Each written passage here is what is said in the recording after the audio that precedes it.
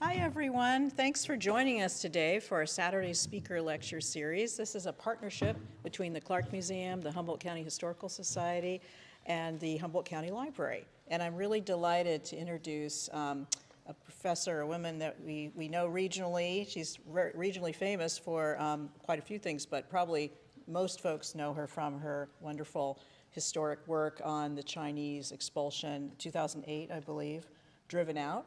And now she's come out with a brilliant new work that really explores a dark side of California's history. And I'll let her tell you about that. It's called California, a Slave State. And with that, I'd like to welcome Jean Pfaelzer. Thank you, Jean, for coming. Thank you, Susan. And thank you to the Clark for welcoming me, to Josh and to Dana for hosting this, and for people showing up on a Saturday afternoon. It's always good to be back at the Clark.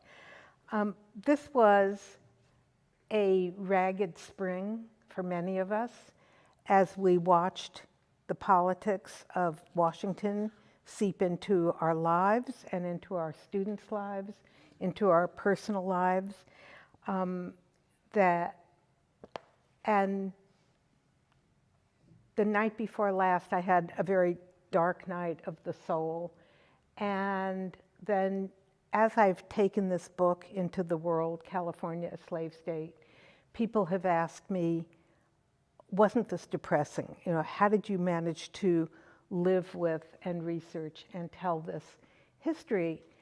And what I realized is that this book brought me back, talked me down from my dark night of the soul, because every place there was slavery in California, there was resistance, and there were slave revolts. There were people who ran away, people who fought back, people who fought their enslavers, people who organized massive unified slave revolts that I didn't grow up as someone who was born in Los Angeles, went through the California public schools, went to Berkeley, and I was never taught the history that I stumbled upon and then found. So in thinking about people saying, well, you're a pretty sunny spirit, how did you deal with writing this book? It was actually the book that talked me down the other night. So today I want to focus on not just the history of slavery, but the slave revolts that talked me down, and that are probably as tied to my heart as uncovering this hidden history, this very, very vexed hidden history. I mean, this was the spring that the Supreme Court abolished women's rights to control their own body. That's one of the definitions of slavery, of the loss of control of one's body, even if one is raped. Rape was a tremendous part of the enforcement of slavery in California and in the United States. After the slave trade was abolished in 1808, the Constitution gave slaveholders 20 years to bring in as many people from Africa as they could before they shut it down in 1808. And then after 1808, the duty to reproduce, to quote, breed, fell to enslaved African American women, and the whole plantation system got even worse than it was before. So in thinking about the Supreme Court, it very much took me into the definition of slavery. All of us who teach have been affected immediately by the decision to end affirmative action for the admission of our students. And I think about the students in my classes who wouldn't be there if it weren't for affirmative action admits. I thought about the court's end of Biden's forgiving student debt. And I immediately thought about my students. I teach at the University of Delaware, We are a big public state university, and I have students who come in and tell me that they are having to do the jobs that pay most. I have one student who's a pole dancer, a job she does not want to have. I have had a student who began to work for, quote, an escort agency and was prostituting herself at conferences and conventions because she could make more money that way.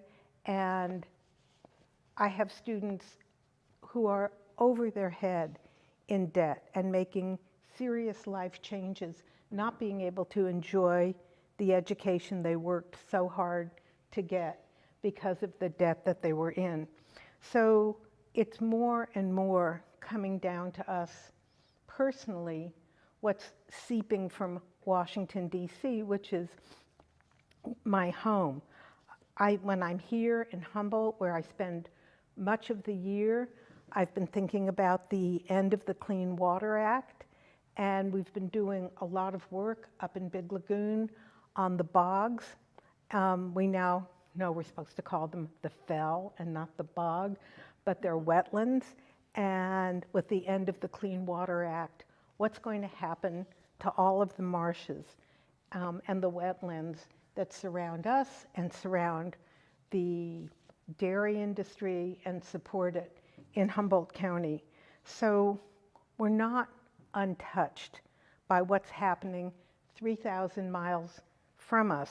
And so I was having my dark night of the soul, and then people ask me, how did you possibly spend 8 years researching and writing the history of human bondage, of slavery in California, a state that I live in, grew up in, and deeply love?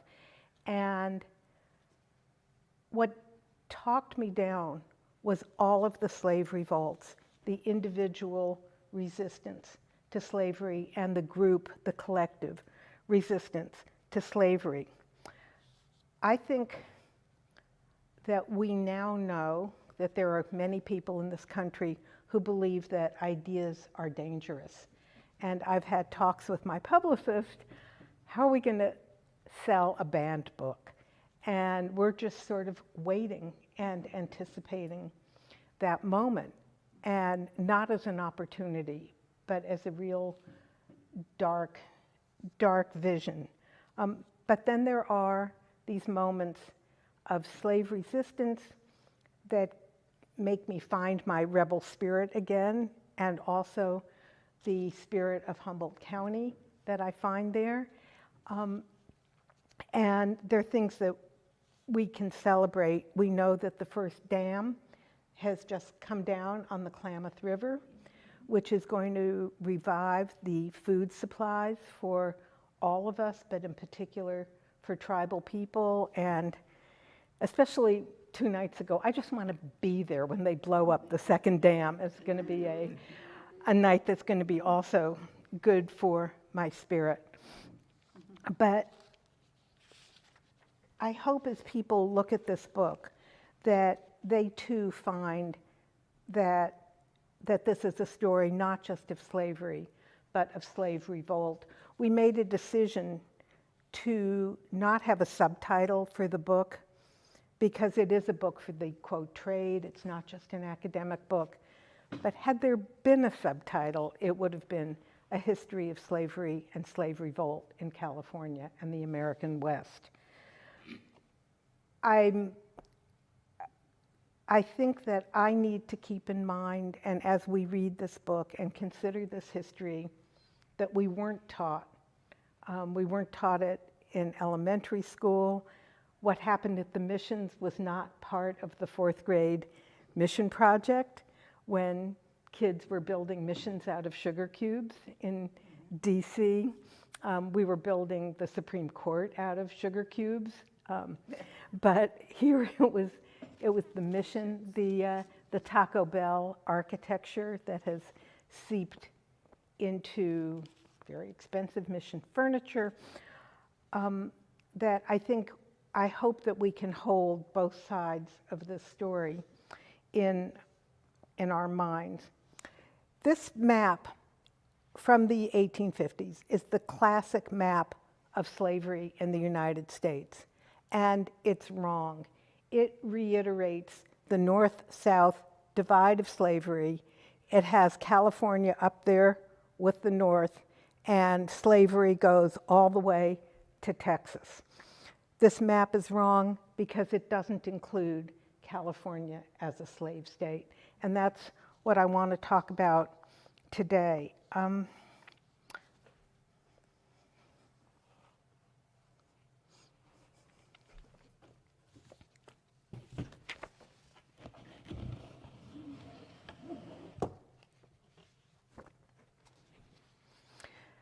People asked me why I wrote this book and how I found the stories for this book.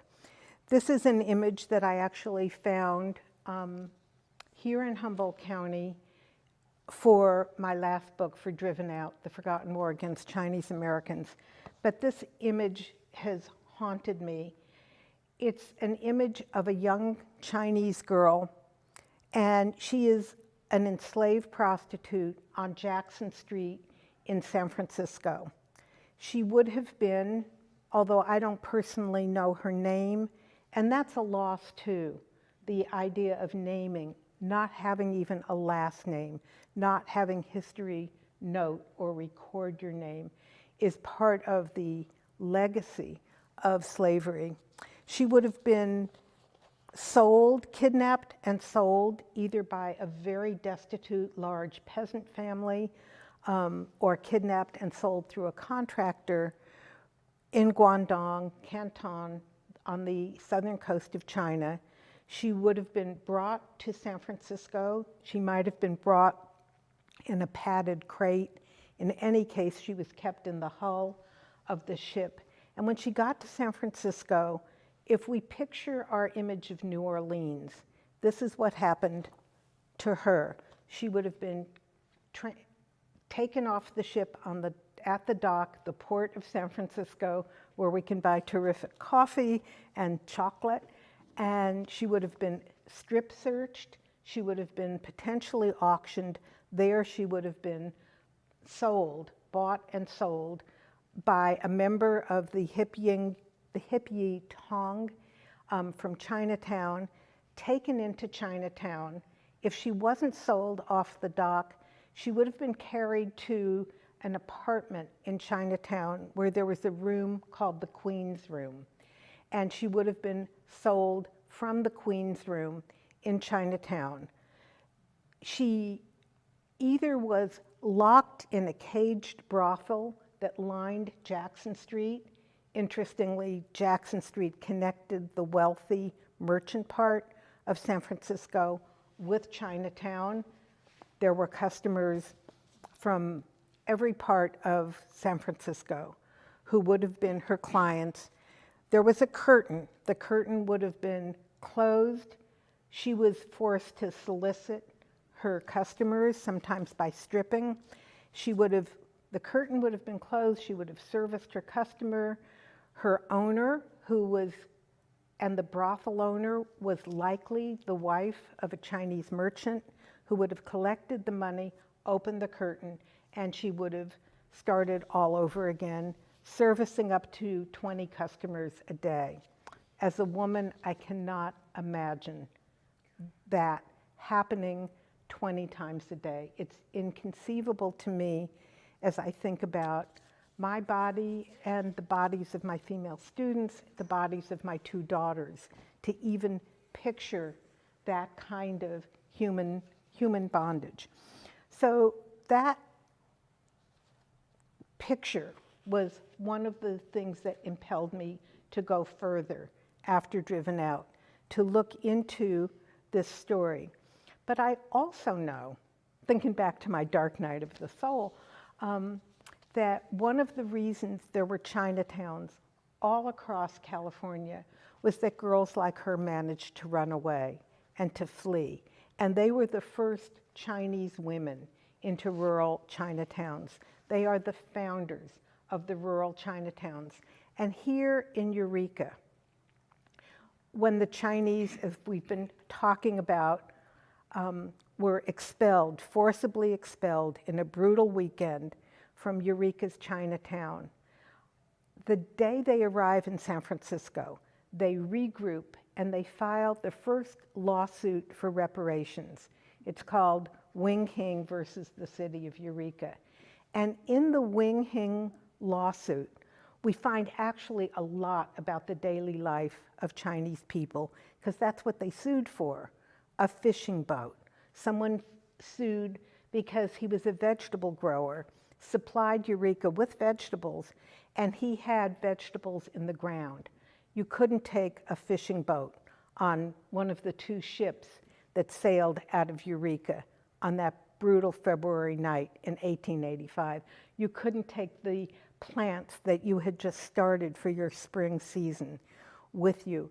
So much was lost. Heavy mahogany furniture, which was very trendy and very desired, you couldn't take with you when you had 24 hours to pack up and leave. But in that lawsuit, there were two Chinese prostitutes who signed on to that lawsuit for the losses, the personal losses they had endured. So when I look at her, I think about the two Chinese women from Eureka who signed on as the 150 people who sued the city for the damage done to them. This is a brothel up in the gold country. Whoops.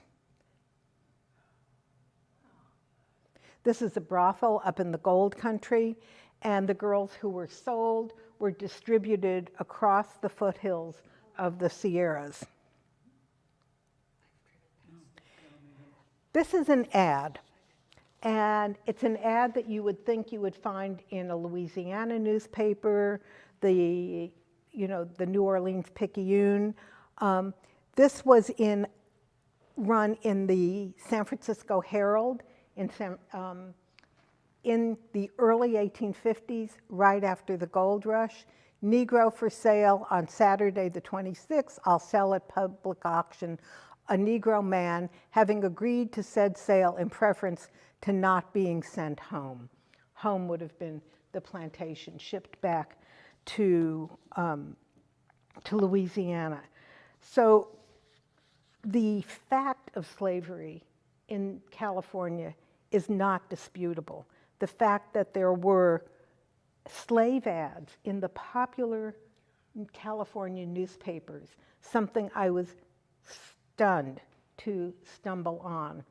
What happened that caused this ad that I never learned, I didn't learn it in my public high school in LA, I didn't learn it with my double major in history and English at Berkeley, was that during the gold rush, plantation owners transported enslaved plantation workers to California to do the dirty work of digging for gold. 2,000 enslaved African Americans were transported across the plains to work for plantation owners. Most of them walked across the plains. They were skillful, they were managing the horses, and they were managing the cattle that were being brought across the plains for the first time, where they would have been murdered if they were armed. They were actually given weapons for the trip across the plains because the wagon trains were segregated, and some of them allowed plantation owners to bring slaves with them, some of them did not. So the wagon trains that had enslaved people really had to give these people weapons. They were afraid of animals, they were afraid of rattlesnakes, and they were afraid of all of the tribes that they passed as they invaded tribal lands. So that's where this ad comes from. That was one of the things that took me further into this story. Another thing that took me quickly into this story was an article I read in exactly 2015 when I started this book. And it was a notice in the Times Standard, the Eureka Times Standard, that a 15-year-old girl had been rescued. She, in fact, had freed herself. This was a 2015, okay? She's wandering the streets of Hollywood. She's a runaway, she's homeless, she's hungry. Two guys pick her up, and they drive her up the length of the state. Maybe some of you remember this story. And they lock her in a metal toolbox, a vast metal toolbox in one of the marijuana grows up in the hills.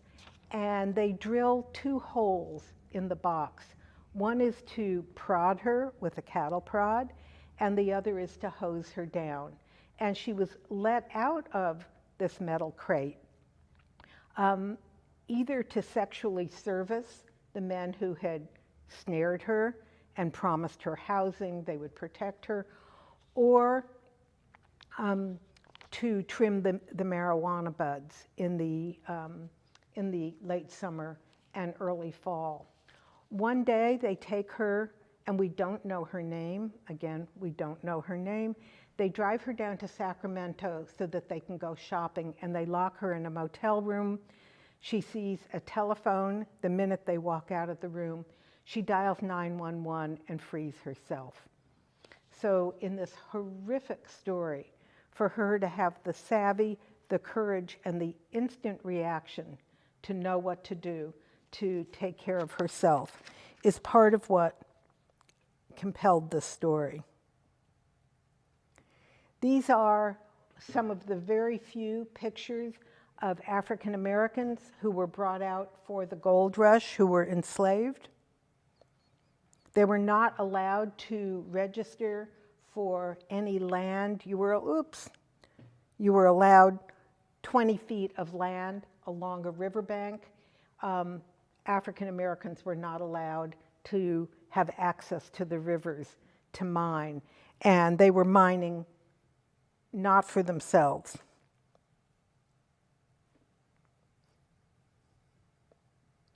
This is a picture of an enslaved man named Archie Lee.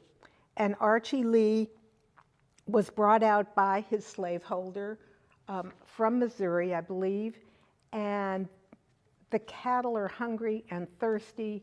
They're exhausted. They get to the eastern slopes of the Sierra, and the slave owner very quickly buys a little ranch so that the cattle can be fed. And instantly, he takes Archie Lee to Sacramento. And he is getting broke at this point, and he does two things. One is he rents a room, and he puts an ad in the Sacramento newspaper that he was opening a school in Sacramento, and for $5 a month, you could register to be a student at his school. Hang on to that ad. The other thing is, instead of using Archie Lee as he had planned in the gold country, he rents out Archie Lee. And Archie Lee then has become this commodity that can generate money for his slaveholder. Archie Lee runs away again and again and again. And surrounding Archie Lee is a very unique California event. There were enslaved blacks in California, but free blacks have also come out for the gold rush. In fact, they have to tussle with Frederick Douglass to have his blessing to leave for California for the gold rush. He's saying, no, you can't go, you have to stay, we're in the midst of abolition. It's the 1850s. And they persuade Douglass that, one, they have as much right to the gold and the adventure and the profit and the getting away from home as people from all over the world who are coming to California have that right. But also, they've got to go because in 1850, the United States passes the Fugitive Slave Act.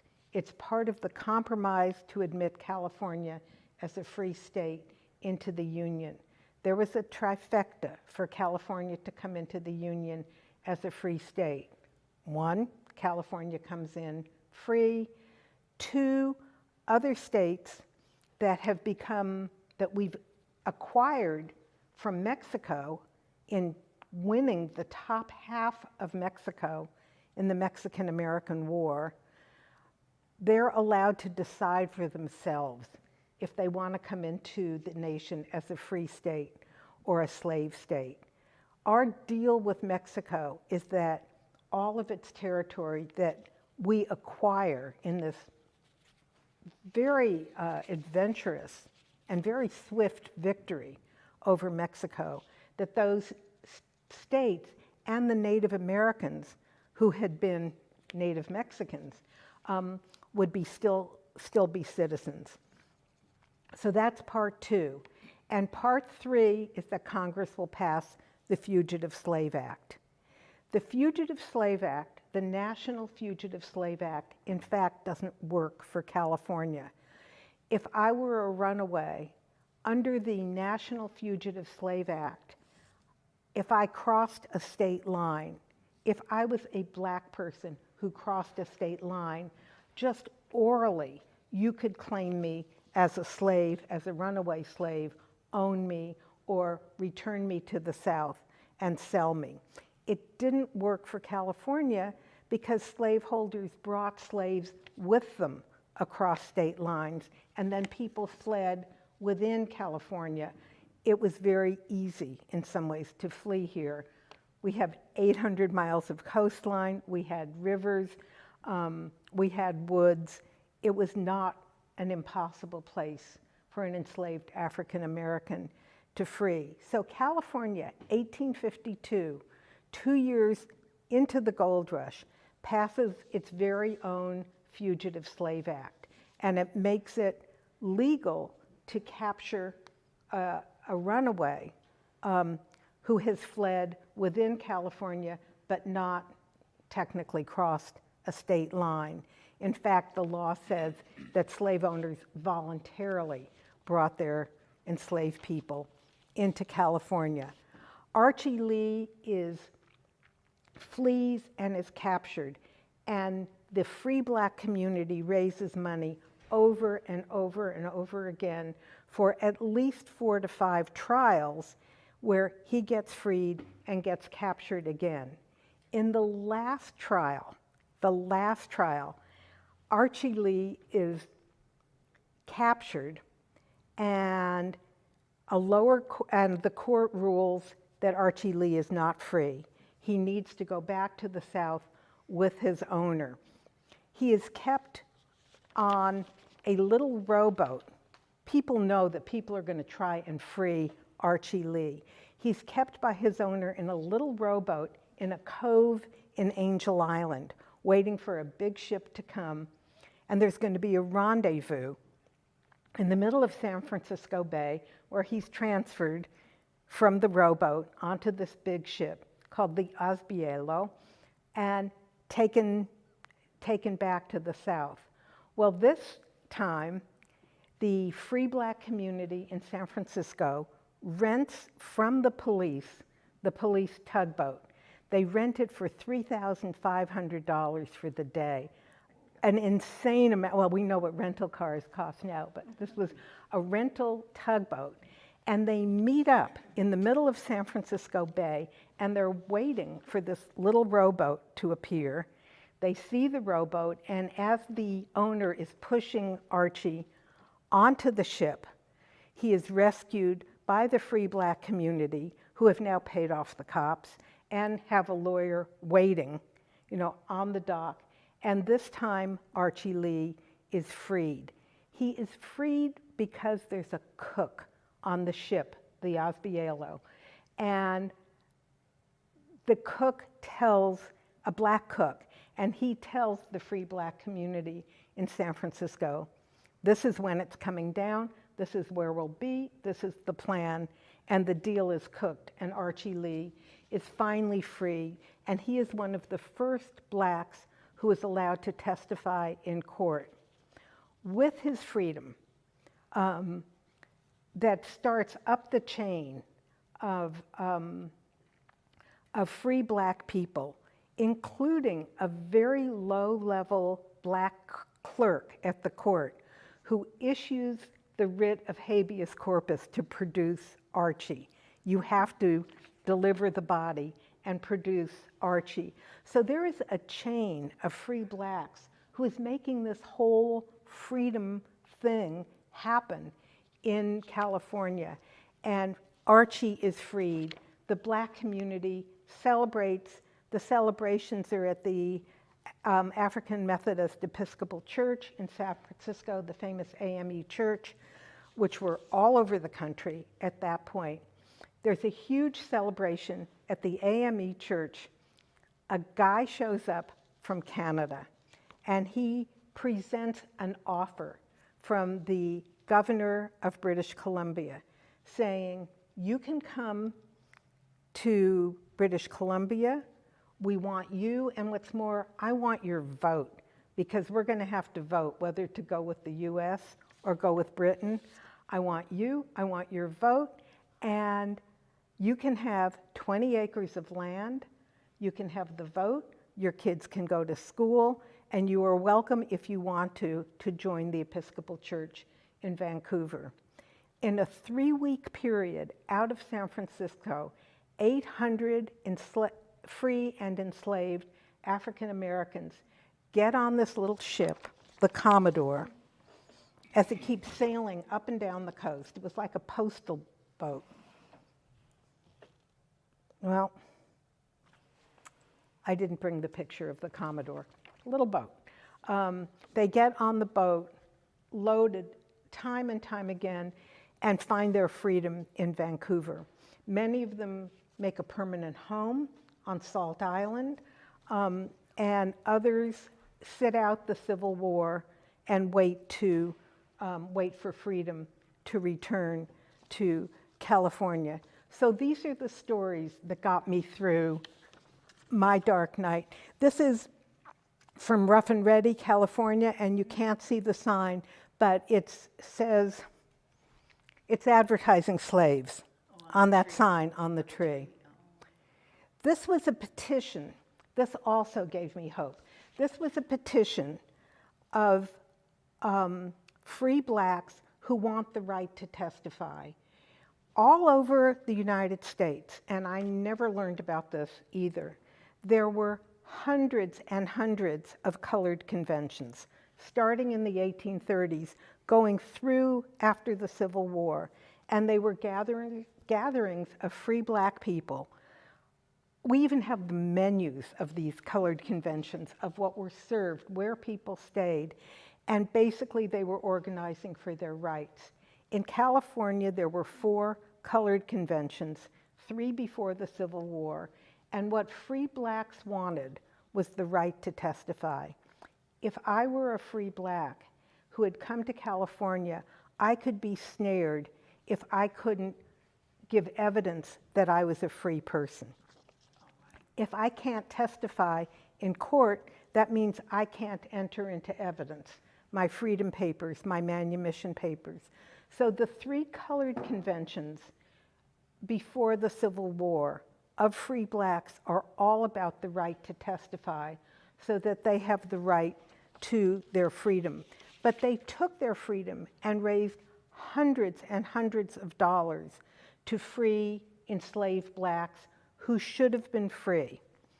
In 1849, California has its constitutional convention. Every state has to write a constitution. California knew the deal. They were supposed to come into the state as a free state. They write into the Constitution the phrase, slavery will never be tolerated in California. It's a loophole. Tolerate is not a legal standard. It was bogus. It didn't deliver what it was supposed to deliver to black people in California. And so this is a petition that I found in Sacramento, in the archives in Sacramento, of free blacks organizing for their right to testify. But it's not just what it looks like. It's their freedom that they're arguing for. And, you know, women are not supposed to cry at work. And when I was in Sacramento holding these 8,000 petitions that the state, 8,000, that the state legislature refused to receive. They wouldn't accept them. They wouldn't file them. They copied this from the US House of Representatives. It was called the gag rule, where you couldn't debate slavery on the floor of the House. Sacramento legislatures refused to receive these petitions. So that was one of my moments of just touching these petitions and realizing the courage and the organization and the ties with the abolitionist movement in the East Coast to know just how to do it and what they were up against. Are these in your book? Yes, all of this is in my book. That's the Commodore. That's the ship the 800 African Americans sailed back and forth, back and forth. I think it took about 3 or 4 days to get from San Francisco then up to Vancouver. One of the stories of the Black community knows this history, it's just not taught. One of the stories is that there were, by 1858, when this occurs, there are Black ranches, and free Blacks own a lot of cattle, and they didn't want to leave their cattle behind. They knew they were going to have to leave behind their ranches, which may or may not very quickly be able to be sold. But there's a cattle drive that goes from the mountains and from the valleys through Oregon up to Vancouver. Now, what's wrong with this picture is that Blacks were not allowed in Oregon. Oregon passes a code that says no Blacks may enter, or they faced a series of multiple beatings and then expulsion after 6 months in jail just for being Black in Oregon. So I have no further records but one set of letters of the Black cattle drives that went from California, but they had to go up through Oregon to get through Washington and into Vancouver. But this is the Commodore. California's first law, the first laws are you set up the state. We're going to have, you know, an assembly and all that. But the first law that's passed in California is the law for the government and protection of the Indian. The law for the government and protection of the Indian. What that law did was legalize the kidnap, capture, sale, and forced indenture of Native Americans in California. What was going on then, as Ben Madley writes about in his stunning book, An American Genocide, the history of the genocide in California. What was happening in California was the genocide of Native American people. This was how the land was going to be opened to white settlement. The academic term is settler colonialism. It was going to be taken by settlers coming in. And in that law, it says that Native Americans can be, if they are vagrant, which means to us being homeless, they could be put up for sale. So many of the people who were sold were women and kids. In the California genocide, the villages were burned, and the men, presuming it was only the men who were warriors, were killed. And so the people on the road are women and children, and they are being seized by the US military, who burned the villages, and they chase them, seize them, and they take them either to the military forts or to reservations. And it was from the US military forts and the reservations that Native Americans were kidnapped and sold. My book begins with the story, the testimony of a 91-year-old woman. The testimony was taken in the 1930s, but she is telling the story of her kidnap and escape and being found and running away again and again and again, assaulted, forcibly married, forced to work on ranches, and she escapes again and again. At age 91 in the 1930s, she says, white people need to hear this story. Her name was Zixa. She was a Wailaki girl. She was 10 years old when she is sold over and over again from what is now Alder Point at the northern end of the Eel River that we drive through now, just a few miles off of 101 to get there.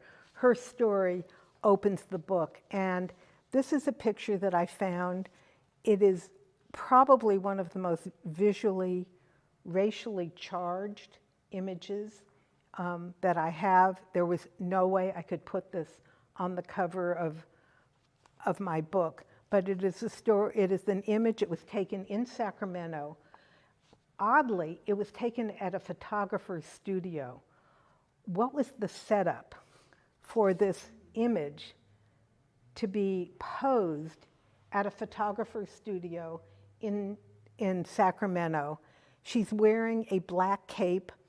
I've talked to fashion historians and to Native people. Nobody can identify that black cape. We assume it might have even belonged to the photographer.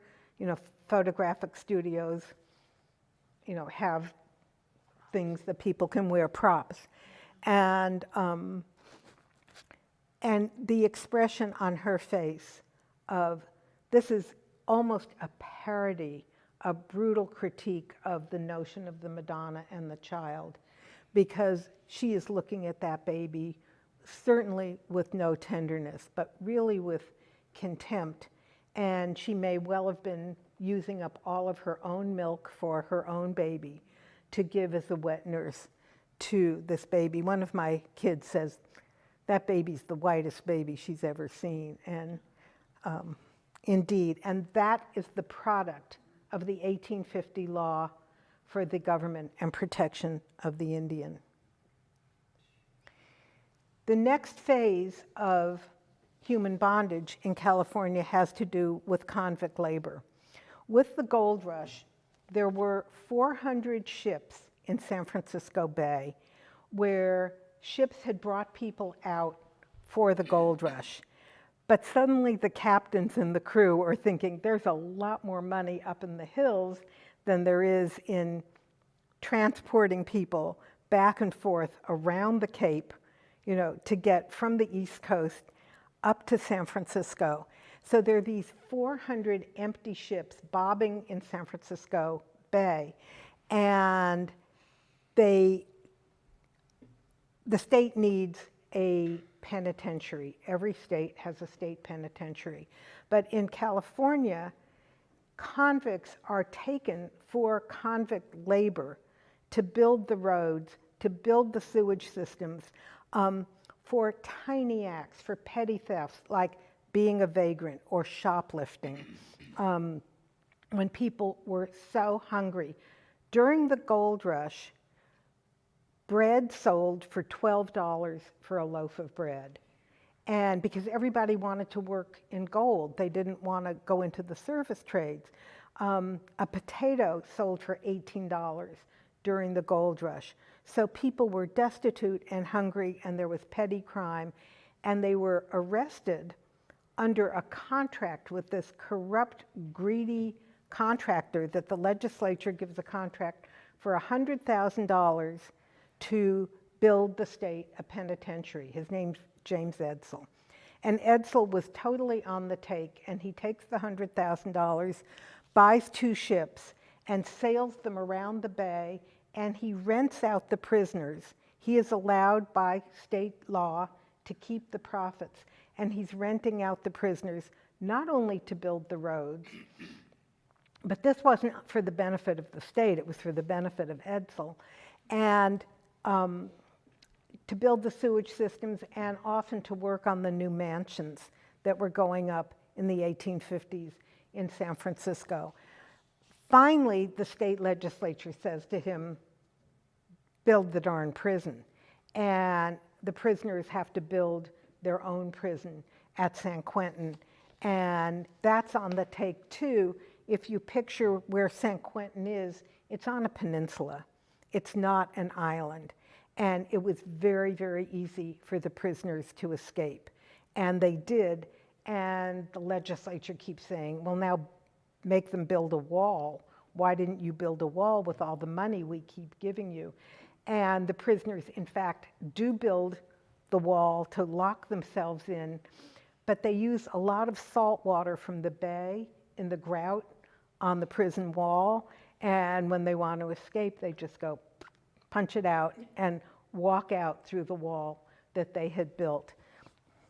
This was actually the LaGrange. It's a prison hull that was dragged up to Sacramento. It's the prison for the city of Sacramento, and it was also built on a hull that had been sailed out for the gold rush.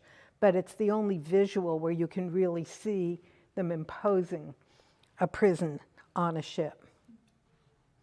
So that was one kind of labor, of enslaved, unfree labor that built the state. One of the things that happens in San Quentin is that they build factories inside San Quentin prison, and the prisoners are forced to work for private industry, using the guards to guard them, the prison cooks to feed them, the prison to house them. And so this is an incredible scam for private industry. The biggest one and the most notorious was that the prisoners were required to weave jute bags. The jute bags are for wheat. Wheat just flies around after it's harvested. It needs to be contained. We didn't have towers like they had by the railroads in the Midwest. So it really explicitly, like with the Chinese girls, puts California slavery into a global system, because the wheat, because the jute to weave these bags is coming from Calcutta. So it goes around the globe, into San Francisco, into San Quentin, where the prisoners are forced to stand for 12 hours a day at a loom, weaving the bags that's going to support the new agriculture of California. And if they talk, and I know I couldn't stand an hour without talking, but that's me. I could not stand 12 hours without talking and working at a loom with no break. And if there weren't enough looms, the prisoners just had to line the walls of the jute mill in San Quentin prison. The San Quentin is not creating this afresh. There are two systems, prison systems, happening in Pennsylvania and in New York, where California is taught how to set up prison labor and how to torture and punish prisons. This is an early version of waterboarding. And this would have been for talking while standing at the jute mill. San Quentin prison, at the turn of the century, has a huge prison strike. 1,000 prisoners, because of hunger, rotten food, food with maggots in it, and also the punishment, go on strike. And this is well ahead, a century ahead of Attica, the prison strike that we all know about. 100 years ahead of Attica, 1,000 prisoners at San Quentin go on strike because of these conditions. I want to just quickly take us back to the beginning. This was the California missions, Juniperos, the first slavery. There was not slavery in California tribes. I've been asked over and over again, wasn't there slavery in the tribes? Sometimes, if there was a minor skirmish, somebody would be kept as a hostage, sometimes as an arranged marriage, but the reason for slavery, the need for unpaid labor, wasn't a need that the California tribes had. There is no tradition of major slavery in any of the California tribes. Jean Pfaelzer, 1769, the first Spanish saint, sainted in, here and honored across the United States, is leading the mission system. There was a chain of 21 missions. They would be no more than 3 days march apart. So they were very close, usually about 100 miles apart. And they came with a charge, an assignment from the Emperor of Spain and the Pope in Rome to convert the Indians and to conquer the land and stop the Russians who were coming from the north. On those farms, the plantations, the hope was that the California missions would feed the Indians and the miners at the silver mines in Mexico and Peru. They didn't want them to take time off from the lucrative work of mining. And so the idea was that the California missions would also feed them, and California natives were kidnapped and held and kept at the mission and converted. Because the Spanish had overtaken their land, and mainly it was to grow on, but also releasing their horses and cattle onto native land, it was despoiling the land. They were urinating, defecating, stomping on the seed fields. California Indians didn't have horses. And so they built these vast seed fields, and they'd hang out and wait until the deer or the elk came to eat on the seed fields, and then they could kill them with the arrow. So when the Spanish let their cattle and horses immediately loose on the seed fields, to take over those fields was a form of starvation and control that forced Native Americans to come into the missions, at times just for food. What I didn't know growing up in California and doing the mission projects and the 4th grade mission projects was that there were slave revolts at all of the missions. The first mission was Mission de Acala in San Diego, and there the Kumeyaay Indians organized through the hills. I don't know how many of you know, but there were small clans of Kumeyaay on the mesas surrounding San Diego and along the coast, Pacific Beach, where you can get, a waitress in roller skates to deliver your pizza. All along Pacific Beach, there were clans of Kumeyaay and Ipai tribes, and they were captured at the missions.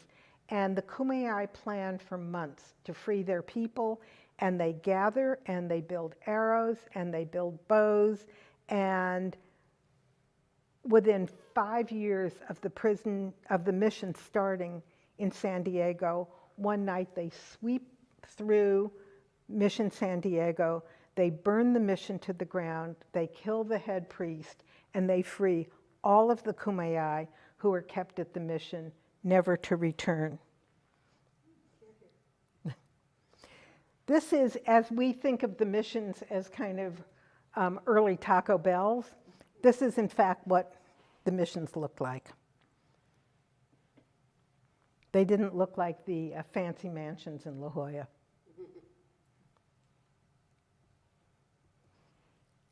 I could use some help.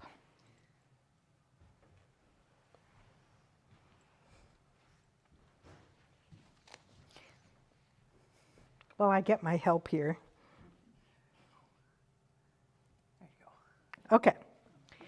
The other group of enslavers that I never heard of were the Russians. Some of us have had lovely picnics at Fort Ross, and Fort Ross is this plantation built by the Russians in Sonoma County, and it was a place to hold Alaska natives. The Russians crossed the Bering Strait and it's Bering. There's Russia right there. And they cross the Bering Strait, and it's there, and it goes down there. And Bering capsizes on an island. He's supposed to find, like everybody else, a route to China. He capsizes on an island, he dies. And his crew spends a weekend on the island, and a winter on the island, and what they find is otters. The Russians have gone, and the Russians start the fur trade in otters. They come back from that brutal winter with 1,000 otters, and they deliver them to the emperor, and they say, we haven't found a route to China, but here are these otters that were selling at the time, this is the mid-18th century, for $3,500 exchange. That is an insane amount of money at the time. You can generally do a times 30 to get at. So they come back with 1,000 otters, and they deliver them to the emperor, and that starts the invasion of Alaska by Russia, and it's only for the otter trade, and they wipe out the Alaska natives, who are the only people who really know how, in a very ecologically balanced way, to slaughter the otter. Otter meat tastes horrible, but the otter has 1 million hairs per square inch. I mean, this is my dorky research, but 1 million hairs per square inch. It's warmer than mink, warmer than sable, and China wants the otters. So that sets up a slave triangle between Alaska, California, and China. And if we picture the images we have of Chinese mandarins with the big furry cuffs and along the bottom of their robes and their collars, that's our otter fur. Because when the Russians have extirpated or destroyed, wiped out the otters in Alaska, they turn right and they sail down the coast, and the first place they land is in Trinidad Bay. So that is the beginning of the otter trade. They're scared of the Spanish, and so they deposit the otters on the Farallone Islands, which, if you've ever, they're rocky outcroppings, and the Alaska natives are forced to live, often with a supervisor, on the Farallones, and shippers come by and pick up the pelts and then take them either via Alaska, which is a crazy story, it's in the book, or they sail them straight to Canton and sell them to the Chinese. So that's the second wave of slavery. This is what the Alaska natives looked like, and it's a really interesting image. There's the ship, the seals, which Alaska natives did eat, and then the kayak, and the hat was specially designed to keep the glare off of the water and the sun off of the water, and it took about 3 days to kill an otter. The otter was treated with respect. There's a beautiful legend that talks about how the otter hunter, after he had slayed an otter and beached it and it was dead, we all know that when someone is dying, they're very thirsty. And what the Alaska native did is, before he drank himself, he knew that the otter must have been thirsty in death. And he pours water, fresh water, over the mouth of the dead otter before he drinks himself. I just want to end up talking about where slavery is today, which is in modern human trafficking or modern slavery, and I'll leave those stories to the book. There is a great deal of human trafficking happening in Humboldt County. It's happening now. Lynette and I have interviewed and worked with survivors of human trafficking and one phenomenal woman who started an organization up here called Game Over. And what she was doing was, she went by the name Elle Snow, and Elle Snow was phenomenally important to me, and to have her trust of her story, that what she did was set up this organization called Game Over to teach both healthcare workers and the cops how to identify women in particular. But we know that there is human trafficking of people taken at the border from detention centers to work in the marijuana grows. Those of us who supported legalization need to think very hard about the impact on both the ecology and on who's doing the labor of cannabis.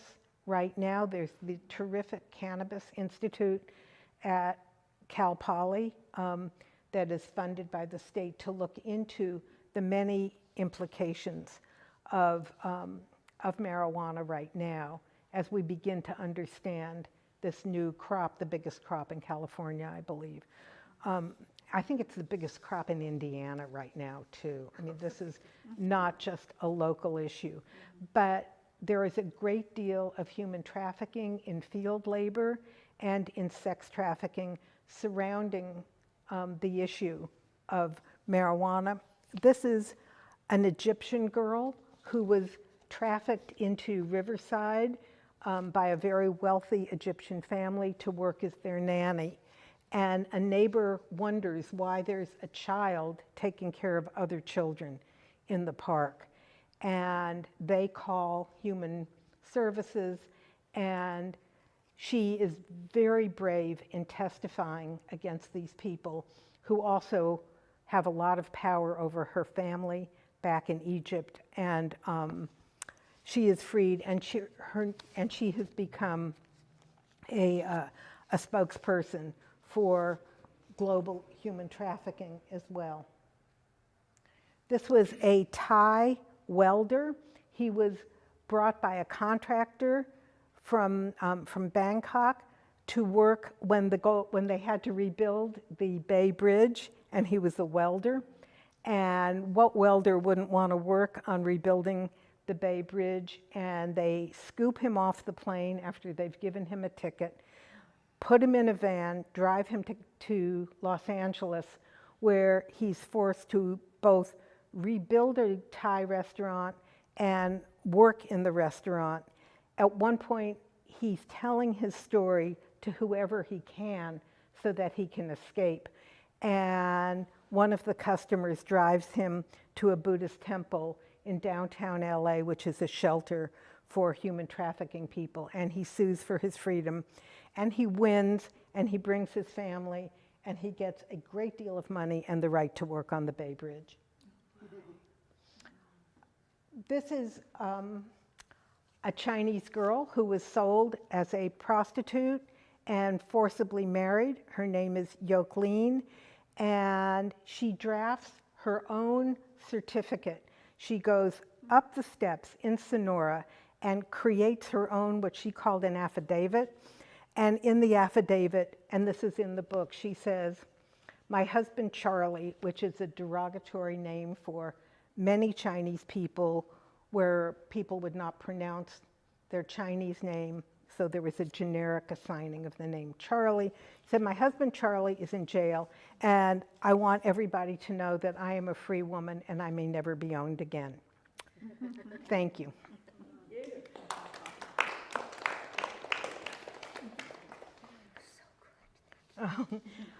I'm open from questions. I don't know if anybody is online, but I'm absolutely open for questions from the people here.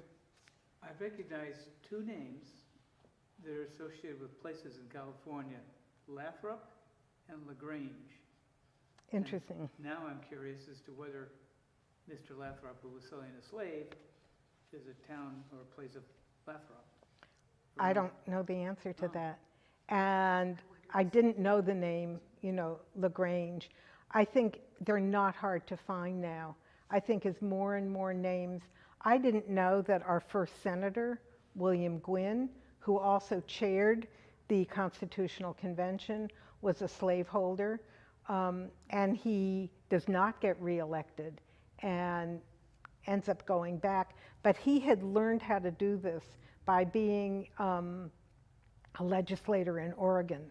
And he's really pushing the Constitutional Convention to put into the Constitution that no blacks can be in California. And he loses. And then he takes it to the legislature and he tries to get it through there. And then he gets elected as the first senator, one of the first 2 senators from California. So we have a lot of different names to learn, but he didn't get reelected. Good. Are your books here? Well, they didn't get here. So there are books at Northtown and there are books at the Historical Society, and there will be books here. So if you want to get in touch with the Historical Society or the Clark or Dante at Northtown Books, there are books there. Northtown, oh, not Eureka Books, Northtown Books in Arcata has them. I think they have about a half a case left. And then there will be books here. There are books at the Historical Society, which is locked today, or we would have gone over and picked them up. And I'll come by here, or if you want to email me, I'll meet up with you and sign your book. Okay. I'd be honored, and we can have a cup of coffee and do that. So your email is it on the? It's all over. It's my last name at pfaelzer@udel.edu. Oh yeah, there you have. Okay. It's my last name at UDEL, which is University of Delaware, .edu. And we will make sure one way or another we get books to you. Susan, you want to help out with this? Yeah, I was just going to say that, I'm sure Eureka Books, I was just talking to the Clark Museum's folks here, and they have them on back order. They sold out. We don't really know what the choke is with the Yale University Press, but we do have some at Historical Society. You can come by Monday through Wednesday, 12:30 to 5:30, and pick one up at the bookstore. But they did say the Eureka Books, and we'll be getting more. Clark Museum will be getting more eventually. We just don't know when. So we're really sorry though. Wednesday through Friday. Wednesday through Friday. Did I say that? You said Monday through Wednesday. Oh, I'm sorry. Wednesday through Friday. Thank you. Wednesday through Friday at the Yes, the Historical Historical Society. If you Google Humboldt County Historical Society, yeah. we're on 803 H Street. Yeah, I'm So nearby. Yeah. And I don't want to take any business away from locally, but bookshop.org, which I've become familiar with, is an online retailer, book retailer, and it distributes its profits to independent, and it works through independent booksellers. And then there's always Amazon. So, but if we go to, one of these or Yeah. the Eureka Books, eventually they'll have them. Well, yeah, Northtown has them, and the Historical Society has them. We just couldn't get in today, and they didn't get here. I'm so sorry. That's okay. So you repeat, it's your last name at what? udel.edu.